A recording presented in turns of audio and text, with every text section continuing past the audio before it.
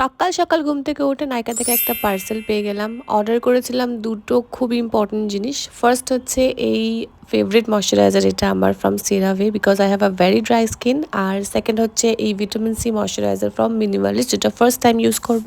আচ্ছা, তো দুটো গাছ কিনে রেখেছিলাম, যেটা পটিং করার একদমই সময় পাচ্ছিলাম না। তো আজকে ভাবলাম পটিংটা সেরেই ফেলি, কারণ নষ্ট হয়ে যাচ্ছে গাছগুলো।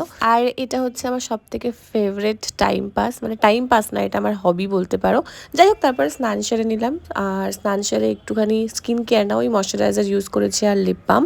আর তারপরে লাঞ্চটাও কমপ্লিট করেছি। লাঞ্চটা একদম সিম্পল ছিল, শিমের ঝাল, ভাত আর চিকেন, যেটা অলওয়েজ তোমরা দেখো। দেন ফ্লিপকার্ট থেকে একটা ডেলিভারি চলে এসেছিল, যেটার জন্য আমি অনেকক্ষণ ধরে ওয়েট করছিলাম। অর্ডার করেছিলাম একটা ফোন ফ্রম আইকিউ, যেটা আমি ভাইকে সারপ্রাইজ গিফট করার জন্য অর্ডার করেছিলাম। আর এই খুশিতেই রাত্রেবেলা একটু বিরিয়ানি অর্ডার করেছি। তো ডিনারটা আজকে বিরিয়ানি দিয়েই শেষ করলাম। আর ভিডিওটাও এখানেই শেষ করছি। যদি তোমাদের ভালো লেগে থাকে তাহলে লাইক করতে ভুলো না। টাটা।